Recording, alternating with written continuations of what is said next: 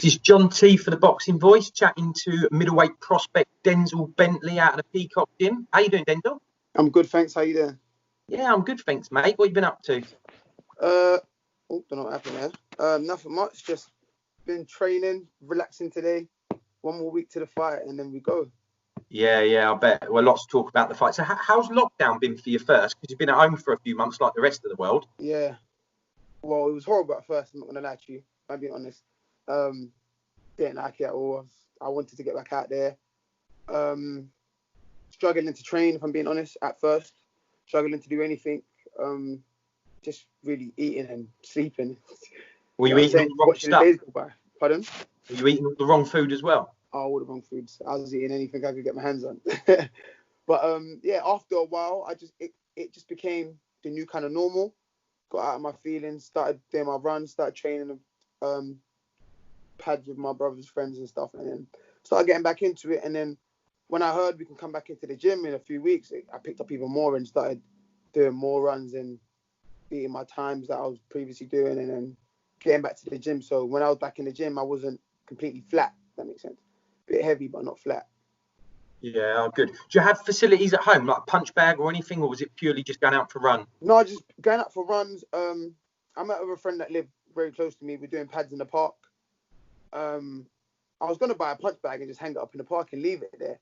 But then I thought, you never know. Anything can happen to it. I might come one day and then it's been bitten, chewed up by the foxes, or it's been stolen, or it's been cut up. So I just thought, you know what, I'll leave it. But I remember I was going to do that.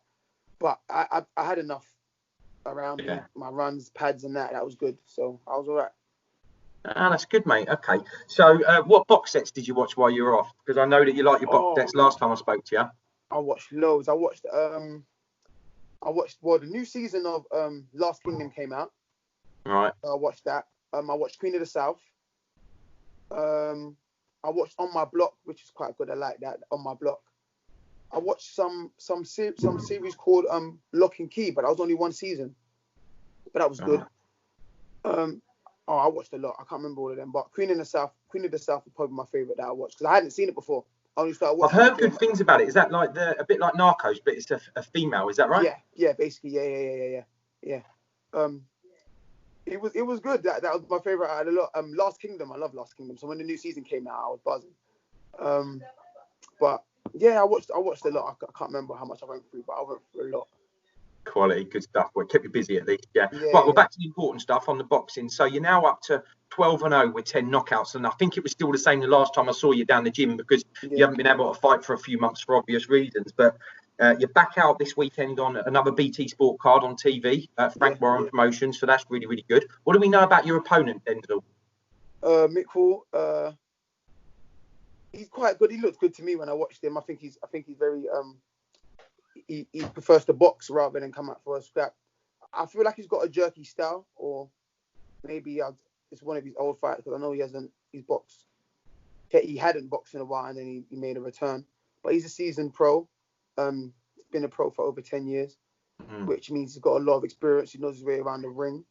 He's beat everyone he's meant to beat. He's had 2 losses to the same person in Jack Arnfield, which that's not bad at all. Isn't a bad loss exactly. So the only person he's lost to. So it should be a good standout fight for me. I don't know why it hasn't been put out there more though, because I feel like that's probably the right step up that I need at this point if I'm not going to fight for any titles. So I think it will be a good fight. He's 15-2, well experienced, 34, probably getting on, but there's a few 34-year-olds that are in their prime right now. So we just have to find out when we get in the ring next weekend. Yeah, fair play. I mean, it must be hard at the moment trying to keep you shackled, if you like. Do we let you go? Do you hold you back a bit more because you've got to step up the levels now? And I think this feels like the right kind of one. So good luck on Saturday. I'm sure you'll be fine there. I'm chatting to Louis a bit later as well. I think he's out on the card, and Chris, a bit of a shout out for the Peacock. 3 of you fighting, is that right? Yeah. Louis is a good fighter, loads of energy. I think his fight's going to be good. I think his fight's going to be very good. Just because of his style, he's always exciting. He just, seeing him spar, I know he fights exactly how he spars, so it's going to be exciting. Crowd or not, it's going to be very explosive. Chris's fight is a great fight. He's got his first title coming up. I can't wait to see him win that fight. I'll be excited for him as if I'm winning my own title. he's excited for it. We've all trained hard. We've all been training hard. Chris has been putting in the work. Lou's been putting in the work, and so have I myself. So it should be a good night for all three of us, and I think all three of our fights would be good. I don't think anyone's got any knockover jobs. I think Louis' opponent's 9-1. Yeah, I've seen that. My opponent's 15-2, and Chris's opponent's undefeated, 11-0. So we have some good fights from our camp on the show. So I think you're all moving further up the card as well, aren't you? Nearer the main event, so that'll be really good. A bit more. Yeah, exactly. On TV. That's really good. We get that kind of prime time slot to be seen by the people that tune into BT Sports and stuff. Whereas if we were on the big card, our fights might get lost in it. It might just end up being on early or before the telly starts, or you know what I'm saying. But now it's like the show starts 7 p.m. Only 5 fights on the show, and we're all going to be seen. They're all on TV as well. Yeah, all on TV. Yeah. Excellent. Okay, mate. Well, I can't not ask you. I did last time as well. The Rival Network. I think the following weekend is on Sky Sports Matchroom promotion. Felix Cash.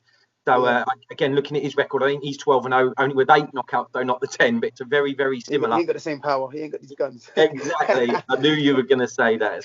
So, where do you see yourself, like in 6 months to a year's time? But where do we think you're going to step up at that level, or title fights for yourself, etc.?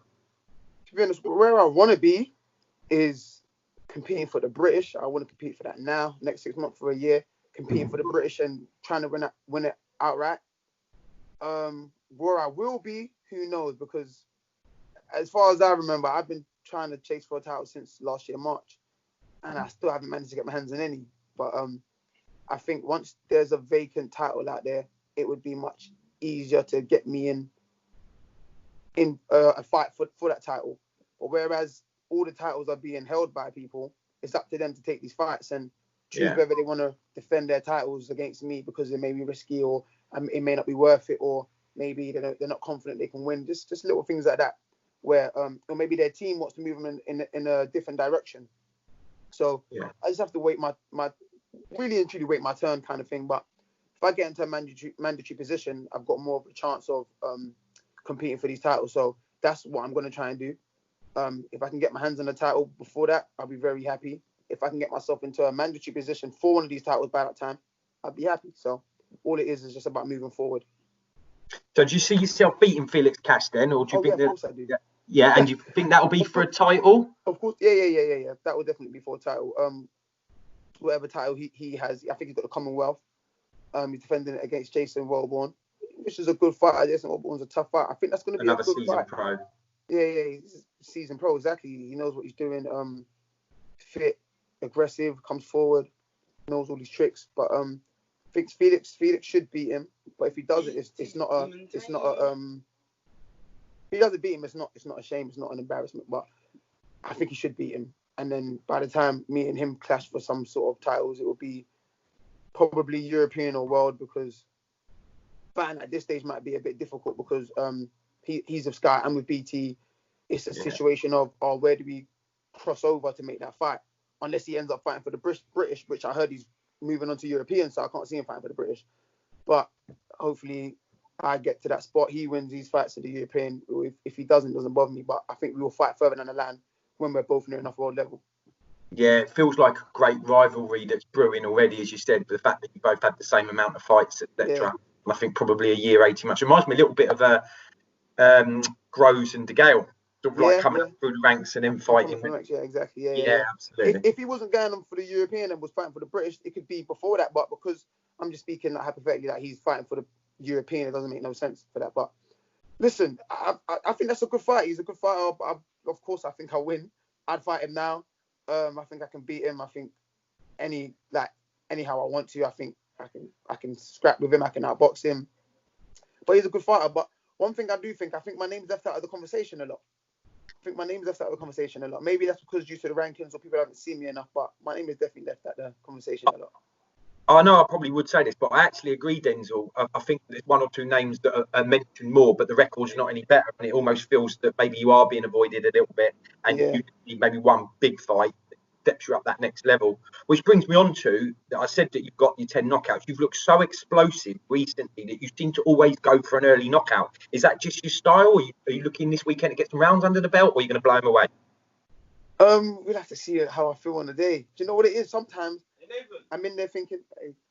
Sometimes I'm thinking, oh, you know what? I'm gonna go in there and show I can box today. And then when I get in there, I'm just fired up, and I think, nah, you know what? I want to take his head off. So I guess it's just how I feel, especially when I come out, got my family and friends just screaming, oh, too sharp, and I'm like, yeah, I just feel it. But maybe the atmosphere will be a little bit different, and I come out a little bit more relaxed and calmer and thinking and stuff. So it's not that I'm looking to get rounds under my belt. If I do get the rounds under my belt, I'll be happy. But I'm not just gonna string along the fight to get rounds. If I hurt him early, and I'm gonna jump on him. If I don't, then I'll just continue to box and get to where I need to be and end up winning the fight. Yeah. Superb, mate. Well, good luck Saturday. I know you'll be fine there anyway. Well, look, while we're at it, I think initially you were meant to be on the Joyce Dubois undercard that was scheduled for April. That obviously got cancelled. I think it's rearranged for October, but you're fighting on Joyce's card this weekend. Yeah. Who wins the Joyce Dubois when it eventually happens, do you think? You know you don't bet against the house. You don't bet against the house. I've got Daniel, but even saying that it would be a very, very good fight, a very explosive fight. But I just feel like what I've seen from Daniel in the gym, I don't feel like I've seen enough from Joyce to be like, oh, Joyce will win. So I think Daniel wins. I've seen the way he trains, I've seen the way he spars, I've seen what he's done in sparring, and maybe that's made me lean towards his side. But in general, I think he beats Joyce. I think Joyce takes a lot of shots for no reason. His head movement's not the best. He is very powerful. I think it's one of those ones whoever lands first. But I've seen Daniel box. Daniel can box like in and out, head movement, if he needs to. So if Joyce hits him hard and hurts him, he might just take a step back and start moving and using his jab, which I've seen him do, and he can do. But I think when he lands on Joyce, he would hurt Joyce, and then it's how Joyce reacts from there. Can he then take a step back and move his head and use his jab and move in and out and fight with his jab, which I don't think he can from what I've seen. I think he'll just be there again thinking, oh, he caught me, I've got to catch him now, and get caught again, and then probably get knocked out. Yeah, it's interesting what you say about Daniel's boxing skills, because you've obviously got inside info. Yeah, you can watch him spar and that. Yeah, we exactly. don't get that luxury. So styles make fights for me. I think when you look at it, Joyce got that Olympic pedigree. I think silver medalist. Yeah. Maybe boxing skills, and then you look at Dubois, just the power he's got. He's just blowing everyone away. So yeah, really exciting when that happens. I think Daniel's out about 4 or 5 weeks as well, is he? Yeah, probably about 6 weeks. I think it's out on the 29th. Yeah, on the 29th, so about 5-6 weeks. Yeah. And then what will be the plan? Hopefully for you to be on the Joyce Dubois undercard in October. Yeah. If things get better, God willing, everything gets better, and the numbers of cases go down, number of deaths go down, with the COVID stuff, then we'll be back. We'll be allowed a crowd back by October. So if that goes on, I'll definitely be on that card. If not, I think I've heard Frank say in an interview that after these shows, he's got another set of shows in September. So I'll be on one of those anyway. So I think from now on, I'll be active for the rest of the year. So either way, I'm happy. If I get on the Joyce Dubois card and the crowds come back, even better. If not, at least I'm still out. Yeah, good. Well, there's a lot of noise about you, mate, and it's all good. So, well, good luck with this weekend. Thanks for chatting. To like, subscribe, and share. As always, if you want to support us to the next level, head over to the patreon.com/ThaBoxingVoice. We have tons of exclusive from Border Wars, from title, betting shows. The list goes on and on and on. But in addition to that, if you guys have questions for fighters, trainers, and promoters, this is where you can submit them. We will run out, get these questions answered, and put it back on the show just for you guys. Appreciate it. Peace.